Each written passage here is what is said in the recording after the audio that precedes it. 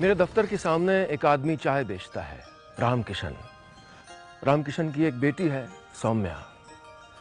रामकिशन जब किसी private school की खूबसूरत इमारत को देखता है तो अफसोस करता है। सोचता है कि क्या उसकी बेटी भी कभी इतने बड़े आलीशान स्कूल में पढ़ाई कर पाएगी, भविष्य बना पाएगी। लेकिन स्कूल की फीस कहाँ से आएगी? स्कूल ड्रेस के लिए पैसे कहाँ से आएंगे? महंगी किताबों के लिए पैसे कहाँ से आएंगे? कहीं रामकिशन की गरीबी उसकी बेटी के भविष्य के रास्ते में रोड़ा तो नहीं बन जाएगी, अभिशाप तो नहीं बन जाएगी? कहीं तो होगी ऐसी जगह जहां पर गरीब और अमीर एक साथ बैठ के एक ही पढ़ाई कर सकते हो, क्लासरूम में ही सही। नमस्कार, मैं हूं नीलेश मिश्रा और हर हफ्ते हम एक साथ चल पड़े हैं राम राज्य को खोजने। एक ऐसी व्यवस्था जिसके बारे में हम न जाने कब से सुनते आए हैं, लेकिन क्या वो आज के भारत में संभव है? एक ऐसी व्यवस्था जहां सबको अपना हक मिले, अधिकार मिले, चाहे शिक्षा हो या स्वास्थ्य हो, सबको बराबरी का दर्जा मिले। न्यूज़ टेलीविजन के इतिहास में पहली बार एक ऐसी सीरीज राम राज्य जो दुनिया भर में ऐसी ही व्यवस्था को तलाश रही है। आज तलाश एक ऐसे राम राज्य की जहां आपके और मेरे बच्चों को समान शिक्षा का हक मिल सके, चाहे वो अमीर हो या गरीब हो। भारत में तो अभी ये व्यवस्था नहीं है, लेकिन कहीं तो ये मुमकिन होगा।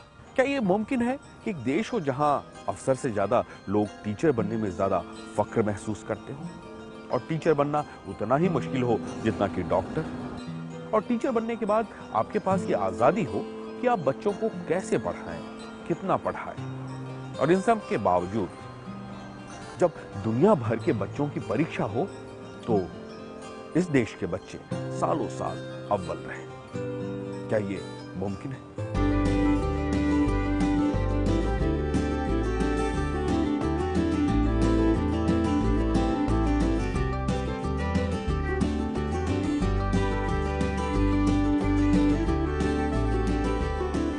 ये सवाल राम राज्य की सबसे बड़ी कसौटी है।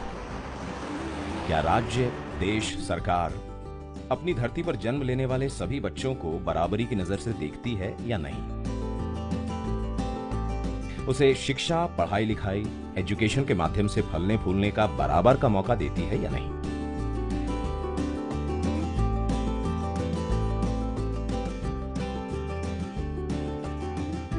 इन सभी सवालों का एक जवाब है, जी हां, संभव है। यह सब कुछ संभव कर दिखाया है फिनलैंड ने। दिल्ली से तकरीबन 9000 किलोमीटर दूर फिनलैंड में शिक्षा का राम राज्य कायम है। राम राज्य की खोज में हम आज फिनलैंड में हैं। फिनलैंड एक ऐसा देश है जिसके एक हिस्से में 51 दिन तक रात रहती है। जी हाँ, 51 दिन तक सूरज निकलता ही नहीं। जब भारत आजाद हुआ था तो कहते हैं कि फिनलैंड सिर्फ एक जंगल सा था, लेकिन आज इस देश को जाना जाता है मोबाइल फोन बनाने वाली कंपनी नोकिया के लिए। इसे जाना जाता है कंप्यूटर ऑपरेटिंग सिस्टम लिनक्स के लिए। एंड्रॉयड फोन तो हम सब इस्तेमाल करते ही हैं। एंड्रॉयड के पीछे लिनक्स होता है। बेहतरीन सुपर कंप्यूटर भी लिनक्स पे चलते हैं। ये एंग्री बर्ड गेम के बारे में तो सुना होगा आपने, बच्चे दीवाने रहते हैं इसके। इसको बनाने वाली कंपनी रोवियो भी फिनलैंड की ही है। फिनलैंड दुनिया के सबसे विकसित देशों में से आजकल गिना जाता है, लेकिन दो चीजों के बारे में ये ज्यादा जाना जाता है। एक तो वहां का सोना बाथ और एक शिक्षा।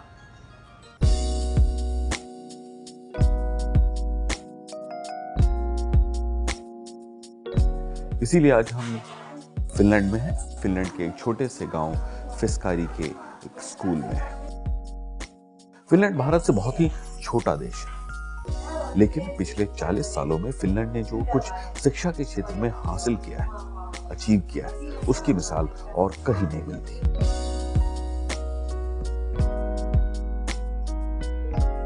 फिनलैंड की शिक्षा व्यवस्था को दुनिया की सबसे बेहतरीन व्यवस्था माना जाता है।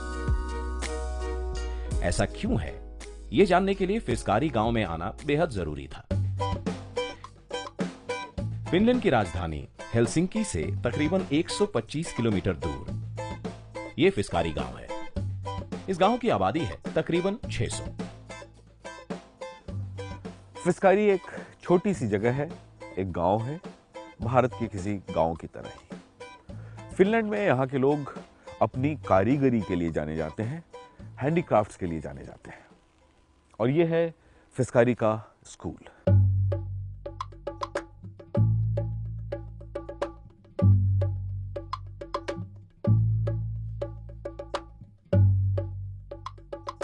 फिस्कारी के स्कूल में तकरीबन 70 बच्चे पढ़ते हैं। यहां पहली से छठी क्लास तक की पढ़ाई होती है। इस स्कूल में पास के 2 और गांव से बच्चे पढ़ने आते हैं। अब यहां बच्चे पढ़ते कैसे हैं, इस पर गौर करते हैं। क्लास में बच्चे बांसुरी या फ्लूट बजाने की प्रैक्टिस कर रहे हैं। कहीं ऐसा तो नहीं कि टीचर ना हो और बच्चों की मस्ती चल रही हो, बच्चों पर किसी की नजर ही ना हो। जल्द ही पता चला ऐसा नहीं है, क्लास टीचर भी वहीं मौजूद थे। दरअसल जब हम स्कूल की इस तीसरी क्लास में दाखिल हुए तब म्यूजिक क्लास चल रही थी। बच्चे अंग्रेजी के मशहूर गाने डोंट वरी बी हैप्पी गाने को म्यूजिक में डाल रहे थे।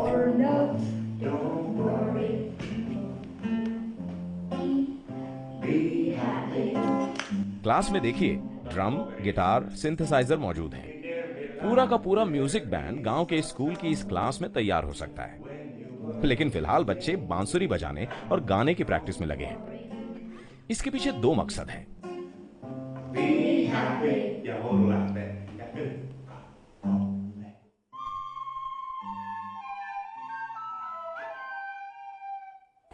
We were trying to practice the song and the flute. हम song and then इस गाने पर बांसुरी बजाना सीख रहे हैं ताकि स्कूल में a number, performance number, the independence. स्वतंत्रता दिवस के फंक्शन में इस धुन पर हमारे देश की भाषा फिनिश में गाना गाया जा सके। Finnish lyrics for that. बच्चे अंग्रेजी गाना गा तो रहे थे, लेकिन गौर करने वाली बात यह है कि अंग्रेजी इनकी मातृभाषा नहीं है। Not everybody wants to. Finland में फिनिश और स्वीडिश भाषा बोली जाती है, इसलिए क्लास टीचर इंग्लिश गाने के जरिए अंग्रेजी भाषा सिखाने की कोशिश भी कर रहे हैं।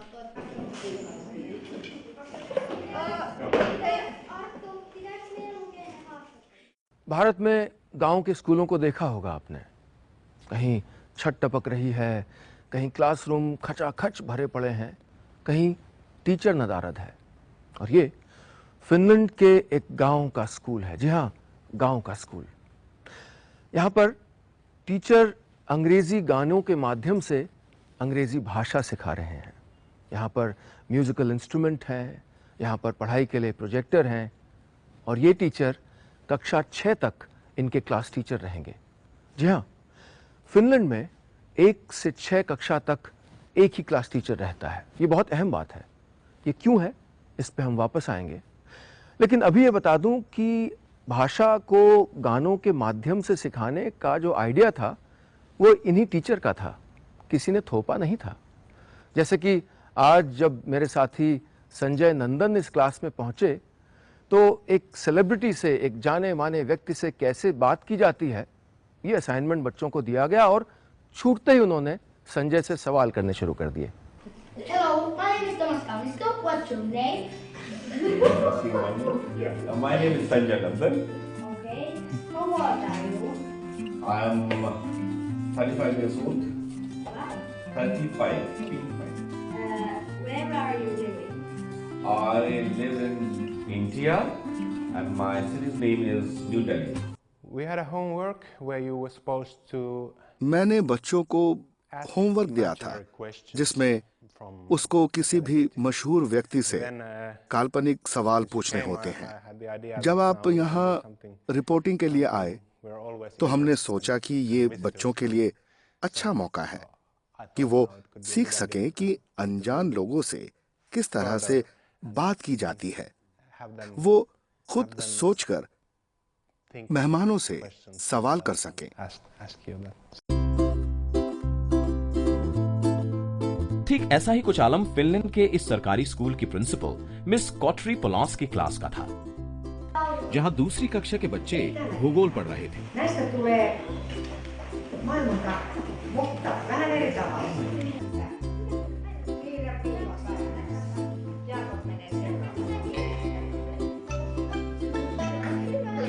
मिस कॉटरी घर से संतरा लाई थी। उन्होंने बच्चों को संतरा दिया, खाने के लिए नहीं बल्कि ये बताने के लिए कि धरती का आकार कुछ संतरे जैसा ही है, क्यों ना इस पर अलग अलग देश का नक्शा उकेरा जाए। ये तीसरी क्लास के बच्चे हैं। हम आज यहाँ दुनिया के नक्शे के बारे में पढ़ रहे हैं और समझा रहे हैं कि नक्शा बनता कैसे है। इसके लिए मैंने यहाँ संतरे का इस्तेमाल किया। मैंने दुनिया के नक्शे के जैसा ही कुछ संतरे पर बनाया, फिर उसका छिलका उतार कर समझाया कि कैसे धरती का नक्शा दिखता है। हम अक्सर ऐसा ही करते हैं, जैसे इस तरह की बात समझाने के लिए ये एक अच्छा तरीका है। इससे बच्चों को समझने में मजा भी आता है और उन्हें ये याद भी रहता है। एक बात गौर कीजिए, टीचर लेक्चर देते हुए कम ही दिखते हैं। बच्चे खुद से ज्यादा काम करने की कोशिश करते हैं। इतना ही नहीं, टीचर बच्चों को डांटते डपटते नहीं दिखते हैं। फिनलैंड में बच्चे 3 साल नहीं, 4 साल नहीं, 5 साल नहीं, 6 साल नहीं, 7 साल की उम्र में स्कूल में दाखिल होते हैं। यानी 7 साल से उनकी फॉर्मल एजुकेशन, स्कूलिंग का प्रोसेस शुरू होता है। स्कूल का माहौल, क्लास का माहौल ऐसा होता है जैसे वो किसी हॉबी क्लास में हो, और ऐसा इसलिए होता है क्योंकि टीचर बनकर नहीं बल्कि दोस्त बनकर, सहपाठी बनकर क्लास में आता है। फिनलैंड में एक बच्चा पहली बार 7 साल की उम्र में स्कूल जाता है, और भारत में जबकि कानून है तब भी pre nursery, nursery, KG1, KG2, न जाने कितने कितने नामों से क्लास इजाद किए गए हैं कि 2.5 साल की उम्र से ही बच्चा स्कूल जाने लग जाता है।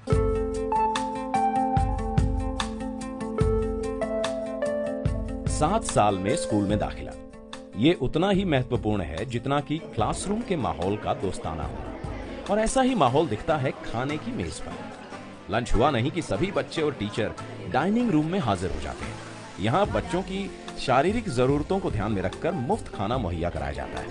फिनलैंड दुनिया का पहला ऐसा देश था जिसने आज से तकरीबन 71 साल पहले 1943 में मिड डे मील मुहैया कराने के लिए बाकायदा कानून पास कर दिया। 1948 में इस कानून को लागू कर दिया गया। तब से लेकर अब तक फिनलैंड की शिक्षा व्यवस्था का इसे बेहद अहम हिस्सा माना जाता है। फिनलैंड के सभी स्कूलों में सभी बच्चों के लिए गर्म खाना मुहैया कराया जाता है। इसीलिए जो दृश्य हमने फिस्कारी गांव में देखा, वही नजारा राजधानी हेलसिंकी के school Vicky teachers training school में भी मौजूद था। Vicky teacher training school Helsinki university का ही एक हिस्सा है। हम एक आम स्कूल की तरह हैं, लेकिन हमारे यहाँ नए टीचरों को ट्रेनिंग भी दी जाती है। यानी हम हेलसिंकी यूनिवर्सिटी का हिस्सा हैं और इसके अलावा टीचर एजुकेशन का भी।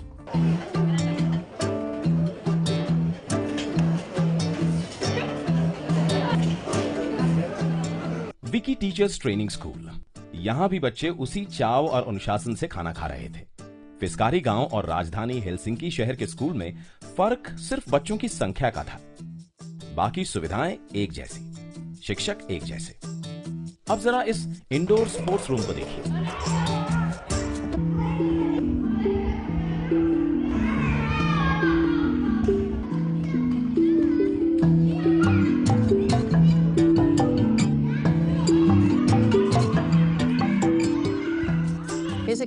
सबसे जरूरी बात यह है कि कसरत बच्चों की सेहत के लिए अच्छी है, लेकिन इस तरह से बच्चे साथ रहना, कुछ साथ साथ करना सीखते हैं, साथ ही एक दूसरे पर यकीन करना भी सीखते हैं। जैसे अगर वो जोड़े में या ग्रुप में कोई खेल खेल रहे हैं तो उन्हें तालमेल करना होता है, उन्हें एक दूसरे को साथ लेकर खेलना होता है। इससे होता ये है कि बच्चे एक दूसरे से बात करना और सामाजिक गुण सीखते हैं। वाइस प्रिंसिपल मार्जा के मार्टिकाइनेन का कहना है कि बच्चों की इन एक्टिविटीज खेलकूद से उनमें टीम बिल्डिंग, आपसी सूझबूझ और विश्वास पैदा होता है। ऐसा कैसे मुमकिन है? बच्चे कभी भागकर दूसरी छोर पर जाते हैं तो कभी सीढ़ी पर चढ़ते हैं। दीवार से सटी इन सीढ़ियों को देखिए। दो दो के जोड़े में बच्चे इन सीढ़ियों के पास आते हैं। पहले एक बच्चा सीढ़ियों पर चढ़ता है, फिर दूसरा। एक ऊंचाई पर पहुंचकर दोनों बच्चे रुक जाते हैं। फिर उन दो बच्चों में से एक कुछ पायदान नीचे उतरता है और दूसरे बच्चे के नीचे से गुजरकर दूसरी तरफ आ जाता है। अब ऐसा तो तभी मुमकिन है जब दोनों बच्चों के बीच तालमेल हो, एक दूसरे पर भरोसा हो। भरोसा इस बात का कि जोड़े का दूसरा बच्चा जब तक गुजर ना जाए उसका साथी नीचे ही रहेगा। नीचे आने पर दोनों को चोट लग सकती है। बच्चों को खेलने दीजिए, हम इस स्पोर्ट्स रूम में वापस आएंगे। फिलहाल फिनलैंड और भारत की शिक्षा व्यवस्था के फर्क को देखते हैं। फिनलैंड में शिक्षा के क्षेत्र में राम राज्य इसलिए है क्योंकि वहां इस बात से कोई फर्क नहीं पड़ता कि स्कूल किसी दूर दराज गांव में है या बड़े शहर में। दोनों जगह पढ़ाई का स्तर एक ही, सुविधाएं एक ही और शिक्षा मुफ्त। जी हाँ, मुफ्त। आप कह सकते हैं कि भारत में भी तो सरकारी स्कूलों में मुफ्त शिक्षा मिलती है, ये बात सही है। लेकिन क्या सरकारी स्कूलों में और प्राइवेट स्कूलों में एक ही जैसी शिक्षा मिलती है, एक ही जैसी सुविधाएं मिलती हैं? क्या गांव के सरकारी स्कूल और शहर के सरकारी स्कूल में एक ही जैसी शिक्षा मिलती है? नहीं ना? जी हाँ, यही फर्क है। फिनलैंड न सिर्फ अपने देश के सभी बच्चों को मुफ्त शिक्षा दे रहा है, बल्कि समान शिक्षा दे रहा है। इसे कहते हैं free and equal education to all, सभी के लिए मुफ्त और एक जैसी शिक्षा। फिनलैंड के सिस्टम का आधार उच्च स्तर की बुनियादी शिक्षा है। चाहे आप कहीं भी रहें, आपके बच्चे अच्छे स्कूल से दूर नहीं होते। और हमारे यहाँ शिक्षक भी बहुत पढ़े लिखे होते हैं। मेरे हिसाब से ये अच्छी टीचर ट्रेनिंग की वजह से मुमकिन हो पाया है। चाहे बच्चों की शिक्षा हो या टीचर ट्रेनिंग, वो पूरे देश में एक समान है। यहाँ तक कि सरकारी नौकरी के लिए एक जैसी योग्यता मांगी जाती है। इसके अलावा फिनलैंड का नेशनल बोर्ड मूल्यांकन के लिए सैंपल पेपर भी जारी करता है, जिससे हम ये पता कर सकते हैं कि क्षेत्र या शहर में स्कूलों की पढ़ाई के स्तर में कोई फर्क तो नहीं है। अगर ऐसा होता है तो उसमें सुधार के लिए उपाय किए जाते हैं।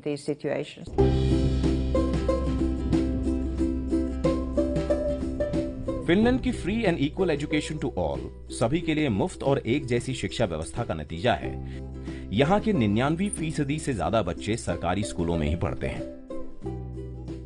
लेकिन यहाँ एक बड़ा सवाल खड़ा होता है। सवाल ये कि एक जैसे स्कूल, एक जैसी सुविधाएं दे देने से क्या बच्चे दुनिया भर में अव्वल हो जाते हैं? अगर ऐसा नहीं है तो एक जैसे स्कूल, एक जैसी सुविधाओं के अलावा वो कौन सी बातें हैं जो फिनलैंड की शिक्षा व्यवस्था को दुनिया में बेहतरीन बना देती हैं? मैंने दूसरे देशों में देखा है कि अक्सर अच्छे स्कूल्स पढ़ाई में कमजोर बच्चों को लेने से कतराते हैं। उनकी सोच हमसे अलग है। हमारे यहाँ एक इलाके से हर तरह के बच्चे आते हैं। शिक्षा उनका अधिकार है और हम सबका बराबर ख्याल रखते हैं। यहाँ के इस टीचर और स्कूल के फोकस में वो बच्चे नहीं होते जो काफी तेज होते हैं पढ़ाई में या जो मेधावी होते हैं, बल्कि वो बच्चे होते हैं जिन्हें पढ़ाई में मन नहीं लगता है। गणित, साइंस जैसे विषयों से जो डरते हैं।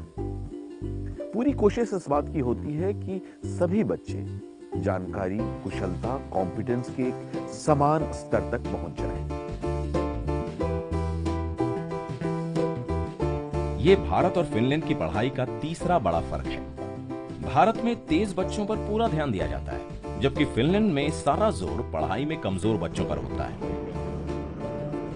और इसके लिए तयशुदा तरीका पहले से है।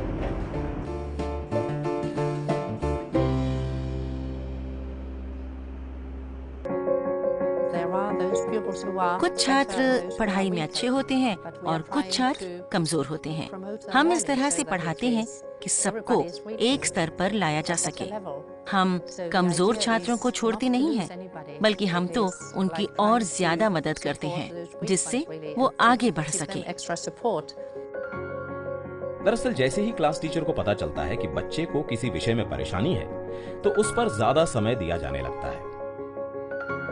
अगर इससे भी सुधार नहीं हुआ तो उस बच्चे के लिए अलग से टीचर बुलाए जाते हैं, जो सिर्फ उस विषय में कमजोर बच्चे पर ध्यान देते हैं।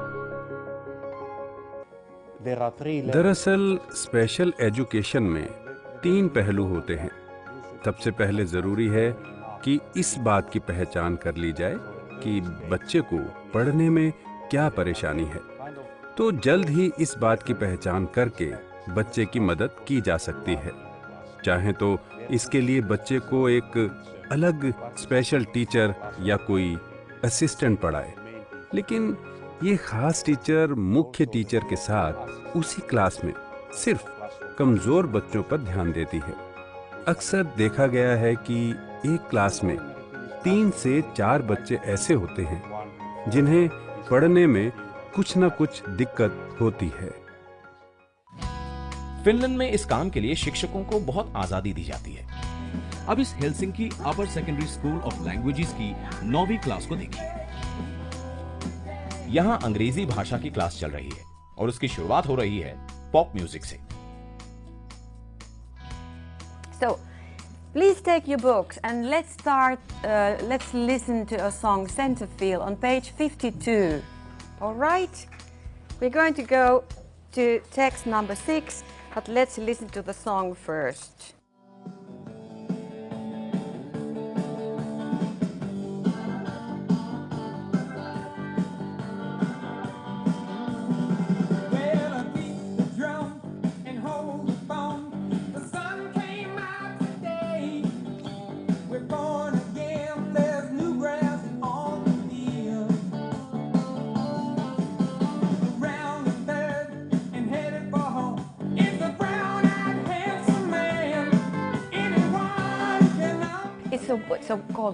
ये एक तरह बच्चों को क्लास के लिए तैयार करना है। छात्रों को क्लास में पढ़ाई के मूड में लाने के लिए उन्हें ये संगीत सुनाया जाता है। जरूरी नहीं है कि ये आज के पाठ से संबंधित हो सकता है बच्चे म्यूजिक को ध्यान से सुने या फिर उस पर ज्यादा ध्यान ना दें और सिर्फ उसे सुनकर थोड़ा बहुत डांस कर लें। मैं अपनी क्लास में संगीत का बहुत इस्तेमाल करती हूँ। पूरी कोशिश यही है कि गीतों के माध्यम से एक भाषा सिखाई जाए। यही तो राम राज्य की पहचान है और यही मायने हैं फ्री एंड इक्वल एजुकेशन के। शिक्षा में बराबरी के अधिकार का ये मतलब नहीं है कि सिर्फ सुविधाएं दे दी जाएं और छोड़ दिया जाए। शिक्षा में सिर्फ सुविधाएं देने से किसी की नैया पार नहीं होती है। अगर फिनलैंड में कोई बच्चा पढ़ाई में पिछड़ रहा है तो ये स्कूल की जिम्मेदारी है कि मेहनत करके, उसके साथ कोशिश करके उसको औरों की बराबरी पे लाया जाए, योग्यता के एक मान्य स्तर पे लाया जाए। ट्यूशन की कोई जगह नहीं है फिनलैंड में। भारतीय मूल की सुखजगत बरार फिलहाल 12वीं क्लास में पढ़ रही है और मैट्रिकुलेशन की तैयारी कर रही है। सुखजगत उनकी दोस्त मिलिया और जैस्मिन को सबसे ज्यादा भरोसा अपनी टीचर्स पर रहा है। हमेशा हमारे जो टीचर थे उनके साथ बात कर सकते थे और ऐसा कभी नहीं हुआ कि कोई क्वेश्चन हो और मैं पूछ ना पाऊँ। हमेशा ये चांस था कि अलग से जब क्लास ख़त्म हो जाती है तो वो मेरे लिए टाइम निकाल सकते थे। जब भी मैं कहूँ तो वो मेरे लिए टाइम निकालते थे और मैं उनसे पूछ सकती थी कि हाँ ये कैसे है। और वो यानी कि उनके फ़ीस से उनको उसकी फ़ीस भी नहीं मिलती थी। जैसे कि साइकोलॉजी की जो मैट्रिकुलेशन एग्ज़ाम था उसके लिए उन्होंने मुझे अलग से हर एक हफ्ते 2 बार ट्रेनिंग दी है, जो यानी कि स्कूल से बाहर है, जैसे हम ट्यूशन कहते हैं, लेकिन उसकी उन्होंने कोई फ़ीस भी नहीं ली। सुखजगत बरार जल्द ही मनोवैज्ञानिक बनने की पढ़ाई करने के लिए यूनिवर्सिटी में दाखिला लेंगी, जबकि उनकी दोस्त मिलिया टीचर और जैस्मीन डॉक्टर। इससे पहले तीनों ने ही 12 साल स्कूल में पढ़ाई की है। फिनलैंड में 7 साल की उम्र में बच्चे स्कूल में दाखिल होते हैं और इसी के साथ शुरू हो जाती है 9 साल की अनिवार्य पढ़ाई। फिनलैंड में मौजूद सभी बच्चों को कानूनन 7 साल से 16 साल तक स्कूल में पढ़ाई करनी होती है। इसके बाद अगर कोई बच्चा चाहे तो 1 साल और स्कूल में बिता सकता है और यहीं बच्चे अपनी रुचि के मुताबिक एक बड़ा फैसला करते हैं।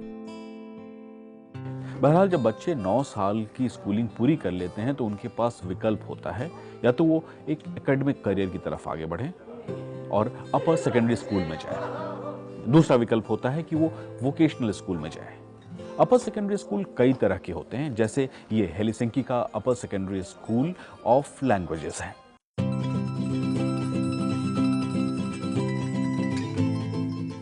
इस स्कूल में साइंस, मैथ्स जैसे विषय तो पढ़ाए जाते ही हैं, लेकिन यूरोप, एशिया की अलग अलग भाषाओं को भी पढ़ाने की सुविधा यहाँ मौजूद है।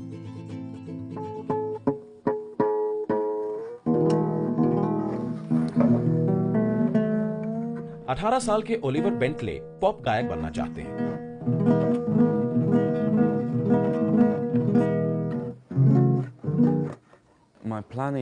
मैं स्कूल के बाद वोकेशनल स्कूल जाना चाहता हूँ।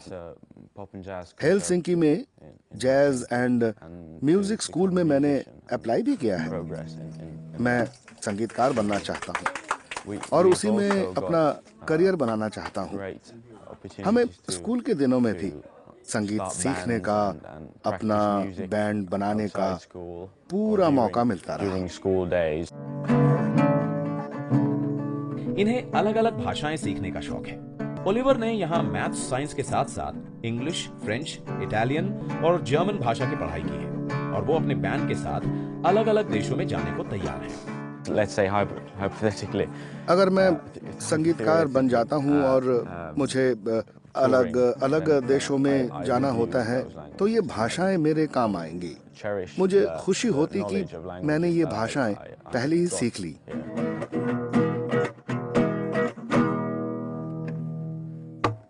ओलिवर बेंटले म्यूजिक बैंड बनाना चाहता है। म्यूजिक का शौकीन है, गिटार बजाता है और वो ये सब अपने ही स्कूल में रह के कर सकता है। ओलिवर की मातृभाषा है फिनिश, साथ में स्वीडिश भी सीख रहा है, लेकिन इसके अलावा वो अंग्रेजी, फ्रेंच, इटालियन, जर्मन सारी भाषाएं सीख रहा है अपनी मर्जी से, क्योंकि उसको लैंग्वेजेस में, भाषाओं में बहुत शौक है आगे बढ़ने का। भारत में किसी सरकारी स्कूल में इस तरह के विकल्प की कल्पना भी कर सकते हैं हम, लेकिन ये सारे विकल्प फिनलैंड में हर छात्र के लिए मौजूद है। रामराज्य में आगे देखिए, फिनलैंड ने शिक्षा के क्षेत्र में रामराज्य कायम किया है। वहाँ हर बच्चे को मुफ्त और एक जैसी पढ़ाई लिखाई का मौका मिलता है। एक ऐसा देश जिसे कभी उसके जंगलों की वजह से जाना जाता था, उसने शिक्षा का ये रामराज्य कैसे कायम किया?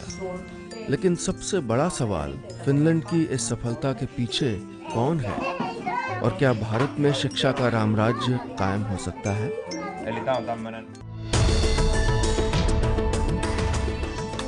रामराज्य में अब तक आपने फिनलैंड के फिस्कारी गांव को देखा, फिर राजधानी हेलसिंकी के स्कूलों को देखा। इससे साफ हो गया कि कैसे गांव और शहर के स्कूलों के फर्क को फिनलैंड ने खत्म कर दिया है।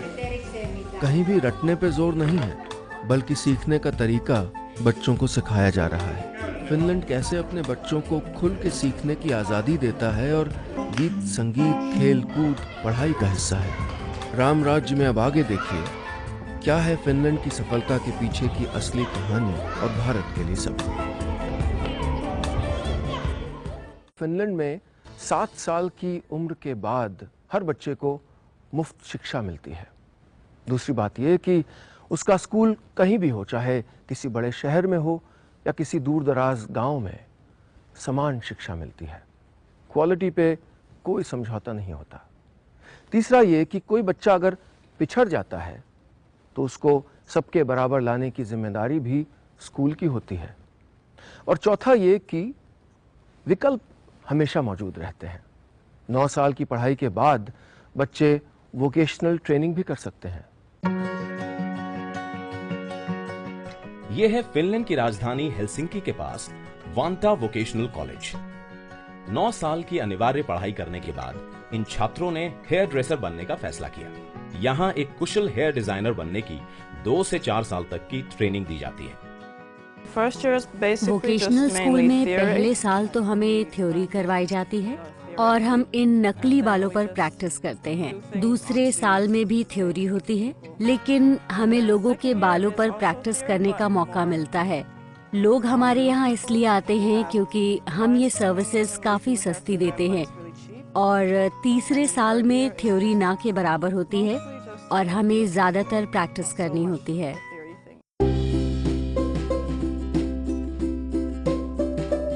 इसी तरह से जिन बच्चों ने मेसन यानी राजमिस्त्री बनने का सोचा, उन्हें भी ट्रेनिंग दी जा रही है। कड़कड़ाती ठंड में ये बच्चे दीवार खड़ी करने की प्रैक्टिस कर रहे हैं।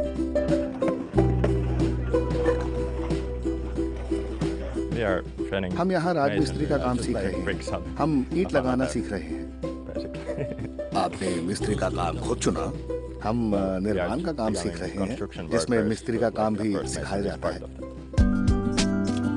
राजमिस्त्री बनने या हेयर ड्रेसर बनने का ये फैसला इन बच्चों का अपना था। ये वोकेशनल स्कूल यहाँ कितना लोकप्रिय है, इसका अंदाजा इस बात से लगाया जा सकता है कि 9 साल की अनिवार्य शिक्षा के बाद 40% लड़कियां और तकरीबन 58% लड़के वोकेशनल स्कूल में दाखिला लेते हैं। वोकेशनल स्कूल में पढ़ाई के बाद छात्र आमतौर पर नौकरी करते हैं, लेकिन अगर इरादा बदल जाए तो कोई भी छात्र जरूरी परीक्षा देकर आगे की पढ़ाई कर सकता है। फिनलैंड में छात्रों के लिए कभी विकल्प खत्म नहीं होते। अभी हम लाहटी यूनिवर्सिटी ऑफ अप्लाइड साइंस के अंदर हैं। यहाँ अपर सेकेंडरी स्कूल पास करके भी बच्चे आ सकते हैं, जहाँ सिर्फ एकेडमिक सब्जेक्ट्स की पढ़ाई होती है, या फिर वोकेशनल स्कूल से भी आ सकते हैं। इस तरह से अगर किसी ने 3 साल तक वोकेशनल स्कूल में राजमिस्त्री बनने की पढ़ाई की है, तो यहाँ आकर वो आर्किटेक्ट बनने की सोच सकता है। छात्रों के लिए फिनलैंड की पढ़ाई लिखाई की व्यवस्था कितनी लचीली है, इसकी एक मिसाल वांटा वोकेशनल कॉलेज के प्रिंसिपल हैं, जिन्होंने वोकेशनल कॉलेज से पढ़ाई करके 5 साल तक जंगल काटने वाली मशीन चलाने का काम किया था। जब मैं नौजवान था तब मुझे मशीन से बहुत प्यार था, लेकिन 6 साल बाद मुझे एहसास हुआ कि जिंदगी भर मुझे ये नहीं करना है, मुझे कुछ और सीखना है। फिनिश शिक्षा व्यवस्था में ये मुमकिन था कि मैंने फिर से पढ़ाई शुरू की और इंजीनियरिंग की, और फिर मैंने यूनिवर्सिटी में भी पढ़ाई की। वोकेशनल स्कूल में पढ़ने वाले बच्चे आमतौर पर आगे की पढ़ाई के लिए पॉलिटेक्निक में जाकर बैचलर डिग्री ले सकते हैं। इस दौरान वो विषय भी बदल सकते हैं और वो चाहे तो बीच में ही अपर सेकेंडरी स्कूल में भी जा सकते हैं। अपर सेकेंडरी के बच्चे भी वोकेशनल स्कूल में जा सकते हैं और फिर आगे की पढ़ाई के लिए किसी यूनिवर्सिटी या पॉलिटेक्निक में एडमिशन ले सकते हैं। और ये सब बिल्कुल मुफ्त होता है। आप चाहें जितना पढ़ना चाहें, जब भी पढ़ना चाहें, पढ़ाई आपके लिए बिल्कुल मुफ्त है।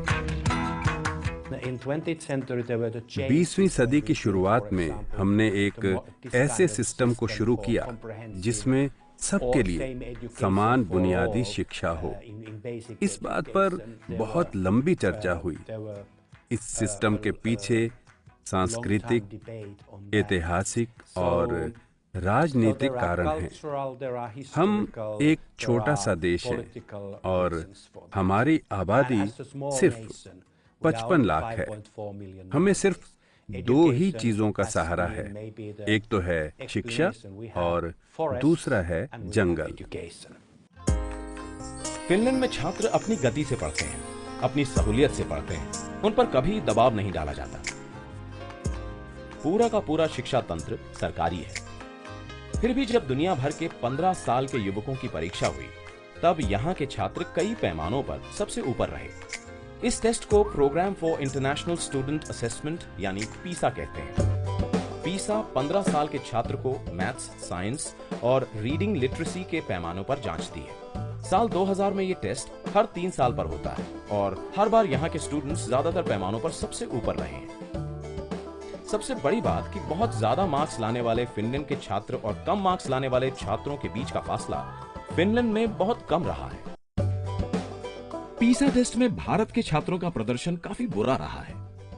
भारत के 2 राज्य तमिलनाडु और हिमाचल ने 2009 में पीसा टेस्ट में हिस्सा लिया था।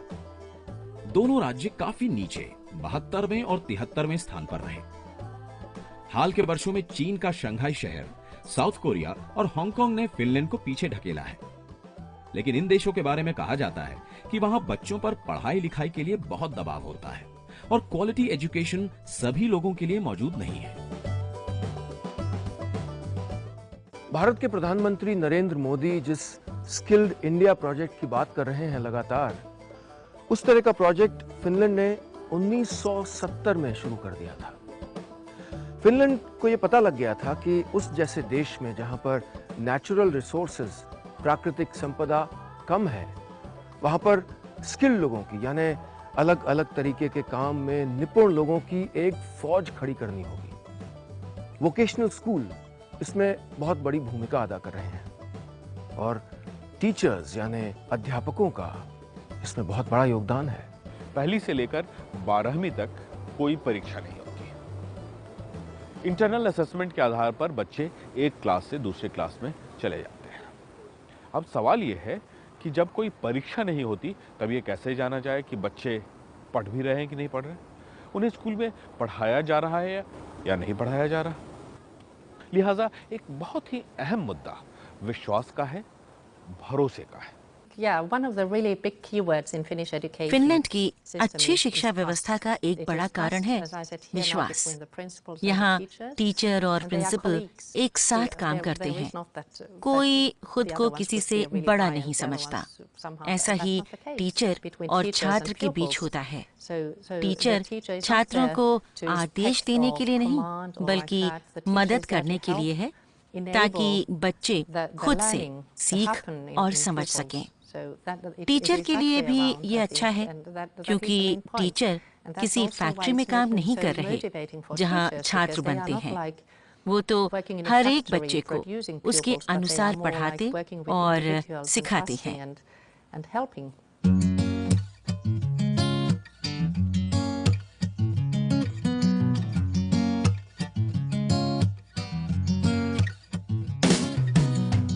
टीचरों के हवाले बच्चों का भविष्य है और फिनलैंड में यह भरोसा है कि वो बच्चों के भविष्य के साथ खिलवाड़ नहीं करेंगे। इस भरोसे की कई अहम वजह हैं।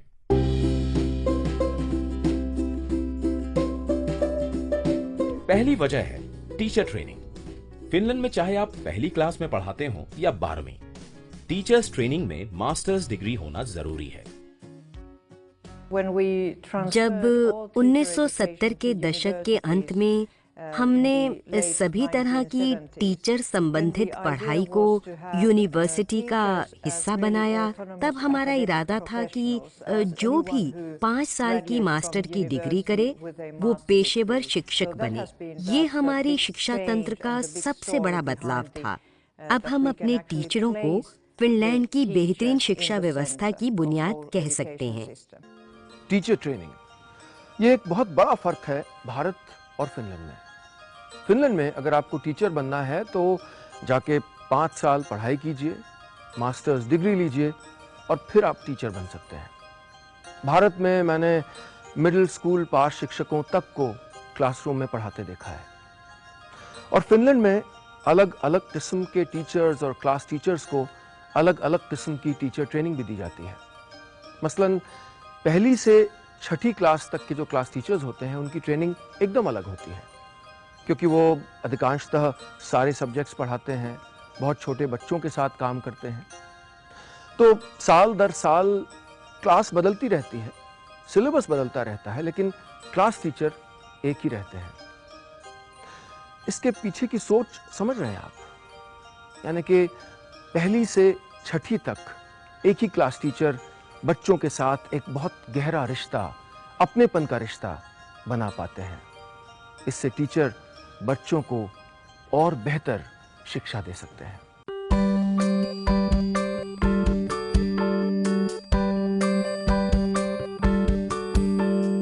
6ठी क्लास के बाद अलग अलग विषयों के टीचर बच्चों को पढ़ाते हैं। इन्हें सब्जेक्ट टीचर कहा जाता है। अगर आपको सब्जेक्ट टीचर बनना है तो उस विषय में मास्टर्स डिग्री की जरूरत होती है। साथ में एजुकेशनल साइंस की पढ़ाई भी जरूरी है। लेकिन पहला पड़ाव यानी यूनिवर्सिटी में एडमिशन लेना ही काफी मुश्किल है। ये लीला रिकावी प्राइमरी स्कूल में क्लास टीचर बनना चाहती हैं। अभी उन्हें और उनके सहपाठियों को पढ़ाई में सोशल मीडिया के बारे में समझाया जा रहा है। लेकिन मैट्रिकुलेशन से यहाँ तक पहुँचने का सफर काफी मुश्किल भरा रहा है। ये एक 3 लेवल का प्रोसेस होता है और बहुत ही मुश्किल एग्जाम होता है जिसमें बहुत से सब्जेक्ट्स पढ़ने होते हैं। फिर हमारा साइकोलॉजिकल टेस्ट होता है, इसके बाद इंटरव्यू होता है। ये बहुत ही मुश्किल और लंबी प्रक्रिया है जिसके लिए हमें बहुत मेहनत करनी पड़ती है। ये सब तब होता है जब हमारे मैट्रिक के एग्ज़ाम भी होने वाले होते हैं। हमें उसकी भी तैयारी करनी होती है और एंट्रेंस एग्ज़ाम की भी। फिनलैंड में नई चुनौतियों के लिए टीचर ट्रेनिंग का तरीका भी लगातार बदल रहा है। इसीलिए फिनलैंड में सोशल मीडिया पर काफी जोर है।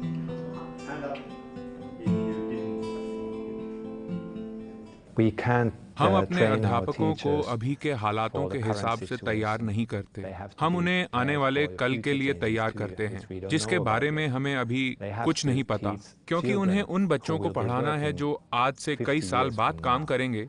तो हमारे अध्यापकों को उन्हें भविष्य के हिसाब से पढ़ाने के लिए तैयार होना चाहिए।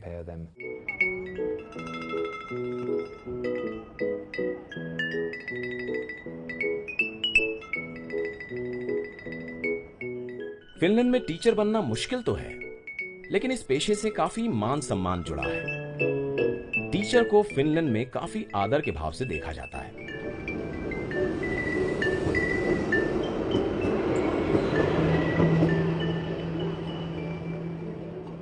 Doctor, police officer, teacher, teacher, doctor, police officer. Finland में बच्चे बड़े होकर यही बनना चाहते हैं।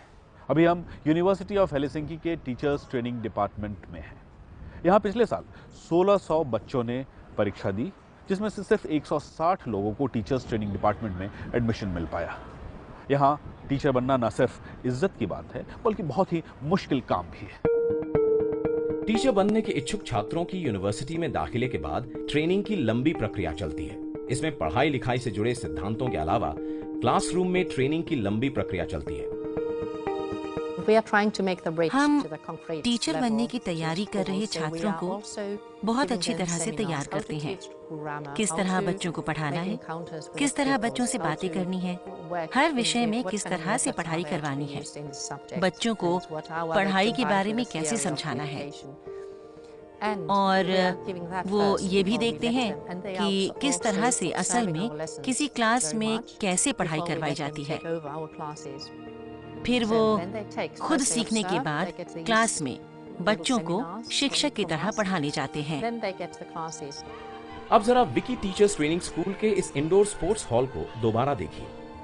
इस हॉल में 2 स्टूडेंट टीचर हैं और एक मुख्य टीचर। ऐसी किसी भी क्लास में आने से पहले लंबी तैयारी चलती है। क्लास में दोनों स्टूडेंट टीचर बच्चों को खेल की ट्रेनिंग देने में लगे हैं, जबकि मुख्य टीचर की नजर उनकी परफॉर्मेंस पर है। क्लास खत्म होने के बाद दोनों ही स्टूडेंट टीचर को यह बताया जाएगा कि उनकी क्लास में क्या अच्छा रहा और कहां और बेहतर किया जा सकता है। क्लास के बाद हमारे टीचर हमको बताते हैं कि क्या सही था और क्या गलत। मेरा मतलब क्या गलती की, हमने क्या गलत किया, ताकि अगली बार के लिए हम सुधार कर सके। हमें हमेशा फीडबैक मिलता, जो कि अच्छी बात है। तो इस तरह से फिनलैंड का भविष्य बनाने वाले टीचर, शिक्षक, गुरु तैयार किए जा रहे हैं। जब टीचर बनना इतना मुश्किल है तो नतीजे यकीनन बेहतर होंगे। और जब हर टीचर को इतना सम्मान मिलता है तो वो खुद इस सम्मान की लाज रखते हैं। और ये सम्मान उन्होंने बहुत ईमानदारी, बहुत मेहनत करके अर्जित किया है। फिनलैंड शिक्षा की फील्ड में आज जहां है, उसके पीछे यहाँ के टीचर हैं और यहाँ की नीतियां भी। अब फिनलैंड की बुनियादी बातों पर गौर कीजिए। यहाँ सभी बच्चों के लिए शिक्षा न सिर्फ मुफ्त है, बल्कि एक जैसी है। चाहे राजधानी हेलसिंकी हो या गांव का कोई स्कूल, हर जगह एक जैसी सुविधाएं हैं, योग्य टीचर मौजूद हैं। भारत में ऐसा नहीं है। फिनलैंड में बच्चे 7 साल से स्कूल जाना शुरू करते हैं। भारत में 6 साल से अनिवार्य शिक्षा की शुरुआत होती है, लेकिन 2.5 साल से ही बच्चे स्कूल जाने लगते हैं। फिनलैंड में पढ़ाई के दौरान बच्चों को काफी विकल्प दिया जाता है। 9 साल की अनिवार्य पढ़ाई के बाद बच्चे वोकेशनल स्कूल में जा सकते हैं, जहां हेयर ड्रेसर बनने से लेकर म्यूजिशियन बनने तक की ट्रेनिंग दी जाती है।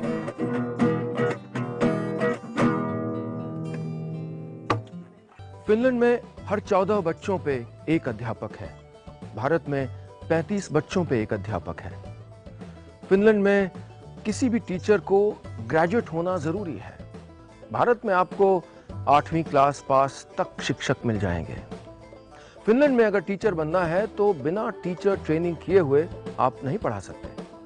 भारत में सरकारी स्कूलों तक में आपको बिना टीचर ट्रेनिंग किए हुए टीचर मिल जाएंगे। फिनलैंड में 99% बच्चे सरकारी स्कूलों में पढ़ते हैं। भारत में प्राइवेट शिक्षा का राज है। अगर भारत में शिक्षा के क्षेत्र में राम राज्य लाना है, अगर बच्चों को शिक्षा में बराबरी का हक देना है, तो ये आंकड़े बता रहे हैं कि हमको फिनलैंड से सीखना जरूरी है।